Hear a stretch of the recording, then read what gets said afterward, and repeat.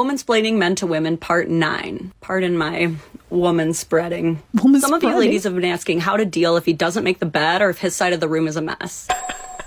I look behind me. I see my bed. It's a mess. Honestly, I clean everything in my room except my bed. I hate making my bed, man. I hate it. Hi YouTube, welcome back in hell. My name is Cypress and today we'll be watching a video by the Dadvocate. Womansplaining Men to Women compilation 1 to 11. I want to keep explaining male behaviors to women, but y'all did not like it when I called it mansplaining, so today I'm gonna husbandsplain something real quick. Husbandsplain? So, I think I just experienced positive mansplaining. So I open up the fridge and I see egg, and I'm like, what? So I ask the kids, I'm like, did you guys leave this egg here? And they're like, nope. So I'm like, only one more suspect, my husband. But I want to give my man the benefit of the doubt, so I text the boys. Wait, when I see an egg like that, I assume that it's from the last pack of eggs, and that was the only egg that was left. And then it's like kind of stupid to keep that egg there, so you just put it on the new pack of eggs, right? And I'm like, why egg? And my one buddy immediately goes, oh, you had a second egg? I love how she's asking it though. Why egg? Yeah, he must have gotten down to the last egg, and instead of leaving it there to be all off balance the next time someone picked it up or, you know, take up a bunch of extra space, he just... Yeah, that makes sense to me. That's what I was thinking. Put it there as the priority egg. The priority it's just like egg. At the supermarket, when employees make sure that the quickest to expire items are at the front and the longer lasting items don't get used first. And I'm just like, that is exactly what happened. I mean, that makes so much sense. That makes so much sense. Like, he mansplained that so perfectly. What else are they doing that makes sense and we're just not asking? I don't know, when I see that, I immediately assume them. But also at the same time, I did grow up in a household with a lot of men, so maybe that's why. Explaining male behaviors to women, but y'all did not like it when I called it mansplaining, so today I'm gonna husbandsplain something real quick. Today's topic, some of you are already mad, the sink cup. There's room in the dishwasher, room in the sink. Why does he leave it there? That's a good question. I don't know. I don't really mind either. Maybe he wants to use it again so you don't have extra dishes. This is a big one. There was a viral article where a woman left her husband over this. Why would you leave your husband because of something that small? What the f? Here's what sink cup comes down to. Ladies, we have got to stop trying to pigeonhole men into commitments they are not ready for. He is not ready to settle on either idea of being done drinking for the day or continuing to drink for the day. I knew it! And the craziest part is he's trying not to piss you off. Because he knows if he makes the wrong decision and he's not done drinking for the day, he's going to have to dirty another dish, and that's going to make you mad. But that's like something that I've grown up doing as well. I like to reuse. I did grow up at my dad's house, so maybe that's why I took that over. He's thinking, worst case scenario, I am done drinking for the day, but the cup is going to be right there reminding me to put it away because it's there. It's right by the sink. It's the sink cup. Typical shelf life of a sink cup is about the same as jeans. It could last 3 to 5 days. I am slowly cracking the male Da Vinci Code. You wanted more male behaviors explained, so I'm going to speed run husbandsplain 2 things to you because I'm getting real good at this. The laundry chair. But the basket is right there. Yeah, he knows. I know why. He hasn't worn the clothes that much. They're not dirty yet, because if you wash it, your clothes will wear down. I don't know, I cannot English. But because he hasn't worn it that much, he needs to put it away so he can wear it again. To understand the laundry chair, we must first understand the purgatory jeans. They can also be hoodies. The point is that these are clothes that are too dirty to be with the other drawer clothes, but too clean to be in the basket. I refuse to believe that women do not do this. Don't you do that? There's no way. There are some women with clothes scattered everywhere in their room. I feel like everyone has the chair. How can you not have the chair? No one knows how long purgatory jeans last, but something bad has to happen for them to transition from chair to basket. He knows he's going to piss you off if these clothes touch the floor, so they do not touch the floor. He's actually trying to save the planet and reduce your laundry labor. Next up, the sink knife. Guest appearance by sink cup. Why isn't it just in the sink? Isn't it the same reason as sink cup? You see the perfect balance of the handle on the counter juxtaposed by the light residue just above the sink's contaminable surface. I do this too, though. I refuse to believe this is something that only men do. I refuse. Makes this the perfect knife for making another sandwich. Because you put it here, you're not making anything else dirty. Laundry chair, sink knife. Follow for more discoveries. Explaining male behavior to women, part 5. Alright, so whatever random ass place he left his keys, just leave them there.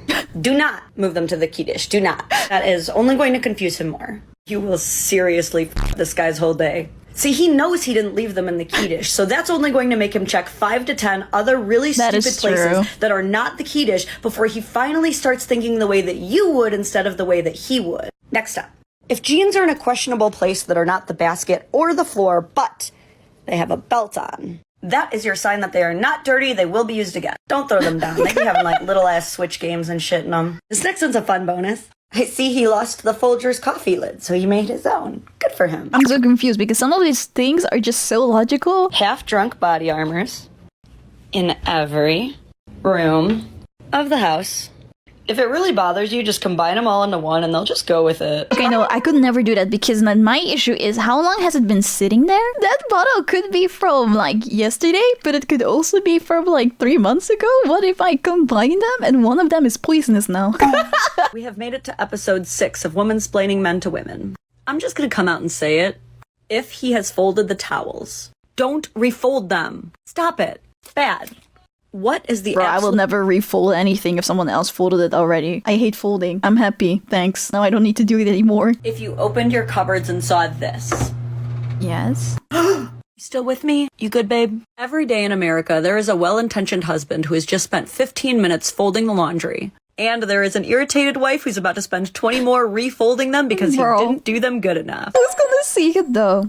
This is a secret. I'm not really good at folding either, so I'm just doing something. And that's just one example. If you are in a heterosexual relationship, there is a 100% chance that after he did a chore, your first reaction was, yeah, that chore's not done. And then some of you will redo the whole chore. Others will get mad and scold him for his half-assery. I have done both, and both have wasted my f***ing time. You redo the whole chore, you're wasting your life. You reprimand him for helping, and now he's going to dread doing that chore. Exactly. Should be thanking the person for putting in the effort just because it's not the way that we would want it to be. We should not be like mad at the person. They just try their best. We just need to be thankful for the things that they're trying to do. Because if it was the other way, we would like that as well. That we would be recognized for trying, even though it's not the best or up to standard for the other person. Never good to be like that to men, women, anyone. Because if he doesn't do them, you're mad. And now if he does do them, you're mad. It's a whole mess. And the truth is, he wants to make you proud. He really does. He dreads the thought of you telling your friends how bad he is at laundry. Because he knows you do. Ladies, to get what you both want, you gotta flip the script. This is a 2-part plan. Part 1. Let go of what you can. If you were not traumatized by Gemini cupboard, try it. You might not hate it. And Part 2. Trick him by presenting your chore preferences as noble tasks that yield rewards. No, literally be like, I have a daring quest for you, should you choose to accept it. A maiden is in search of a rare knight who dares load the dishwasher from back to front instead of front to back, so that she will know how much room is left. Do you dare accept this quest? Dude, guarantee you he will be down as It's not about rewarding him for something he's supposed to be doing already. It's about making your differences fun again. Yes. Easing up icky chore conversations. It's about being a silly goose. Seriously, host your discussions of labor division like a Knights of the Round Table council meeting. I love Pop that. off champagne when you finally come to a resolution. Recognize each other as autonomous and competent partners and let's fucking go! Let's go! Explaining Men to Women Part 7. You've made it this far. I feel you may be prepared for one of the final truths. Make sure you're sitting down. I do not reveal this lightly. You're making me scared. Ready yourself? Yes. He does not care about chores as much as you, and he never will. Yeah, that makes sense. It is. Deep down, you've been dreaming of the day you don't have to tell him what to do because he just knows. Now, this will happen sometimes. It's on accident. But let's examine why. It's on accident. You two have experienced 2 different traumas. You as a woman have lived your entire life societally conditioned to believing that your worth is directly attached to your amount of emotional labor. He has not. Is that a privilege? Maybe. But instead, he has spent his entire life as a man societally conditioned to believing that his worth is directly derived from how much money he earns. Women deal with that less. That is true. Your priorities will always be different. To you, he is half-assing every single chore. To him, he will never understand why you fold your underwear. Why would someone waste their time like that? And you know what? Part of the desire to get the chore done quickly is to play Fortnite faster. I gave up on folding underwear, man. I just dump it in a box. Just like we will leave our makeup scattered around the sink like a hurricane went through in 3 different outfits that we decided against thrown across the floor as we fly out the door for girls' night. True! He will never get the same joy out of seeing the counters wiped down as you do. His joy comes from seeing you happy. Stop trying to convince him he will be happy if he wipes down the counters. He doesn't give a fuck about those counters. Convince him that you will be happy if he wipes down those counters. That makes Men will sense. do all kinds of stupid shit to make you happy. Take marriage, for example. Oh, that was too far. You think I should cut that out?